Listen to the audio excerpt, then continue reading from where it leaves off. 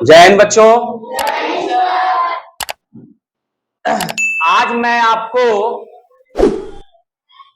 इसके अगले वाले वीडियो में मैं आपको बताया था परिमेय संख्या, अपरिमेय संख्या, पूर्ण संख्या, पूर्णांक संख्या, है ना, नो रिलेटेड टॉपिक के बारे में बताए थे, समझ रहे हैं। आज मैं आपको उसी के अंतर्गत सह अभाज्य संख्या क्या है, जुर्मा या यमज अभाज्य संख्या क्या है, यौगिक या संयुक्त संख्या क्या है, संपूर्ण संख्या क्या है, आज मैं इसके बारे में बताने वाला हूं, यानी इसका डिफिनीशन बताने वाला हूं, परिभाषा।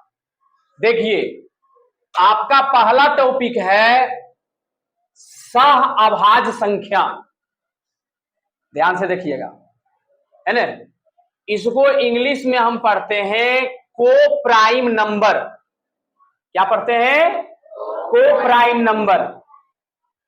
को प्राइम नंबर क्या है? देखिए, हम लिखे हैं वे दो संख्याएं जिसका उभयनिष्ठ गुणनखंड केवल एक हो, तो उन दोनों संख्या को सह अभाज्य संख्या कहते हैं, है ना। देखिए, उभयनिष्ठ गुणनखंड केवल एक हो, एक के अलावा कोई उभयनिष्ठ गुणनखंड ना, समझ रहे हो, तो उसको हम लोग क्या कहते हैं? सह अभाज्य संख्या। जैसे देखिए, यहां पर लिखे हैं 3 और 5, है ना, समझ रहे हैं, 6 और 7। देखिए, कहने का मतलब है, इसको हम यहां समझाते हैं। देखिए, 3 और 5, जैसे 3 का अगर हम गुणनखंड ज्ञात करते हैं, समझ रहे हैं, यानी कि 3 में किस किस संख्या से भाग लगेगा, तो पहला नंबर किससे लगेगा? 3 से, 1, है ना। उसके बाद देखिए 5 का, तो 5 में भी पहले 5 से भागा लगेगा, यानी स्वयं से। उसके बाद क्या आएगा? यहां पर 1 आएगा।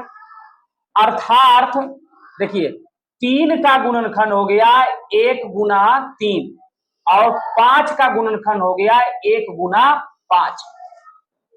उभयनिष्ठ का मतलब होता है जो दोनों में मिल रहा, तो इस दोनों में क्या मिल रहा है? देखिए, 1 मिल रहा है ना। तो उभयनिष्ठ गुणनखंड केवल एक हो, एक संख्या ने एक हो, एक के अलावा कोई उभयनिष्ठ गुणनखंड नहीं होना चाहिए। अगर देखिए यहां 5 है, इसमें भी अगर 5 रहता है ना, तो फिर इसको हम सह अभाज्य संख्या नहीं कहते। या यहां 3 है, इसमें भी अगर 3 आ जाता तो इसको हम सह अभाज्य संख्या नहीं कहेंगे। मतलब दो संख्या सह अभाज्य संख्या तभी कहलाएगी जब उस दोनों में से उभयनिष्ठ गुणनखंड केवल एक हो, एक के अलावा कोई संख्या जो है उभयनिष्ठ गुणनखंड नहीं हो, तो उसे हम लोग कहते हैं सह अभाज्य संख्या। क्या कहते हैं? सह अभाज्य संख्या कहते हैं। क्या कहते हैं? सह अभाज्य संख्या, यानी को प्राइम नंबर, है ना। समझ गए? अब देखिए, आपका दूसरा टॉपिक है जुर्मा या यमज अभाज्य संख्या। इसको पढ़ा जाता है ट्विन प्राइम नंबर। क्या पढ़ते हैं? हाँ, ट्विन प्राइम नंबर। देखिए, अभाज्य संख्या का वैसा जोड़ा जिनके बीच का अंतर 2 है, जिनके बीच का अंतर 2 है, जुर्मा या यमज अभाज्य संख्या कहते हैं। देखिए, अभाज्य संख्या अलग है, ये हुआ जुर्मा अभाज्य संख्या, यमज अभाज्य संख्या। यानी इसका मतलब हुआ कि ये है अभाज्य संख्या का ही जोड़ा है। देखिए, 5 आपका अभाज्य संख्या है, 7 अभाज्य संख्या है, लेकिन अगर 7 में से 5 को हम घटाते हैं तो कितना आता है? 2 आता है। अंतर जो है, यानी घटाव जो है आपका 2 आना चाहिए। है ना। 13 में 11 को देखो माइनस करते हैं तो 2 आता है। 19 में 17 को माइनस करते हैं 2 आता है। समझ में बात आई? यानी कि अभाज्य संख्या का वैसा जोड़ा जिनके बीच का अंतर क्या होना चाहिए? 2 होना चाहिए। तो उसे हम जुर्मा या यमज अभाज्य संख्या इंग्लिश में ट्विन प्राइम नंबर कहते हैं। क्या कहते हैं? क्लियर है ना? आगे बढ़े हम। देखिए अगला आपका है यौगिक या संयुक्त संख्या। क्या है? यौगिक या संयुक्त संख्या। देखिए इसको इंग्लिश में कंपाउंड नंबर कहते हैं। क्या पढ़ते हैं? Compound number. वे संख्या जो स्वयं तथा एक के अतिरिक्त है न अन्य संख्या से भी विभाजित हो सके तो उसे हम लोग संयुक्त संख्या कहते हैं। देखिए क्या लिखे हैं? यानी स्वयं तथा एक के अतिरिक्त अन्य संख्या से भी। जैसे देखिए 4 आपका 4 जो है 4 से विभाजित होती है, यानी 4 में 4 से भागा लगता है, स्वयं हो गया। 4 जो है 1 से भी विभाजित होती है, 4 जो है 2 से भी विभाजित होती है ना। इसलिए यहां पर हम लिखे हैं है ना कि जो स्वयं तथा एक के अतिरिक्त अन्य संख्या से भी विभाजित हो सके। तो 4 देखिए आपका स्वयं 4 से भी विभाजित होता है, 1 से विभाजित होता है, और अतिरिक्त संख्या कहने का मतलब है 4 जो है 2 से भी विभाजित होता है।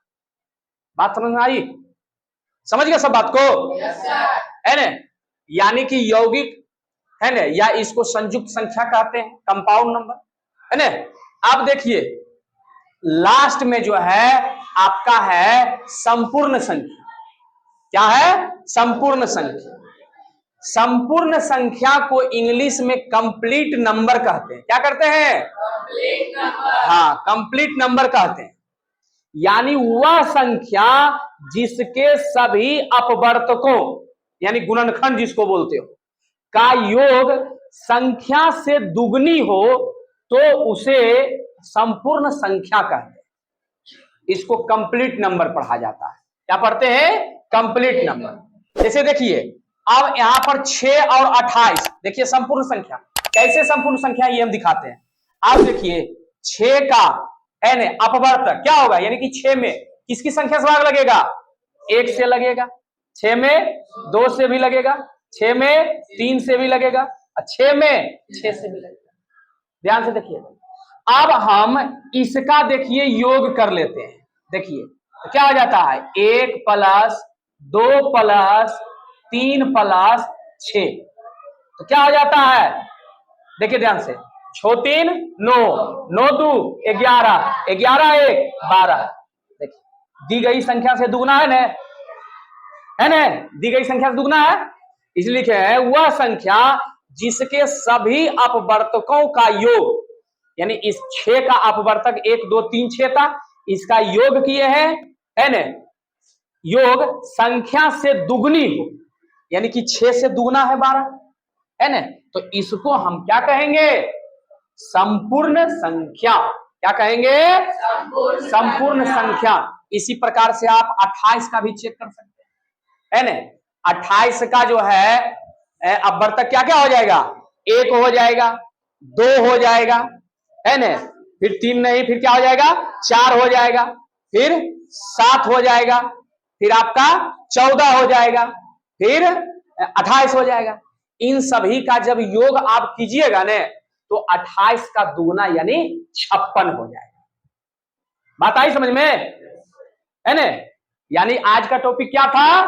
सहअभाज्य संख्या। इसको इंग्लिश में को प्राइम नंबर पढ़ते हैं। जुड़मा या यमज अभाज्य संख्या इसको ट्विन प्राइम नंबर पढ़ते हैं, ट्विन। अगला है यौगिक या संयुक्त संख्या, इसको कंपाउंड नंबर पढ़ते हैं। अगला है संपूर्ण संख्या, इसको हम लोग कंप्लीट नंबर पढ़ते हैं। तो इस प्रकार से आपका मैथ से जो शब्दावली जो थी संख्या पद्धति के अनुसार जो भी परिभाषा था इसको हम आज कंप्लीट किए, है ने। इसके पहले वाले वीडियो में हम आप लोग को परिमेय, ओ परिमेय, पूर्ण, पूर्णांक बताए थे ने, है ने, सम, विषम, है ने, भाज्य, अभाज्य, इन सभी संख्या के बारे में बताए थे, है ने। और आज का आपका टॉपिक था 4 टॉपिक, है ने, अभाज्य संख्या, जुर्मा या अभाज्य संख्या, यमज अभाज्य संख्या, यौगिक या संयुक्त संख्या, संपूर्ण संख्या, है ने।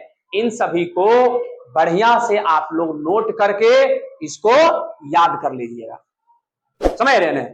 तब तक के लिए धन्यवाद।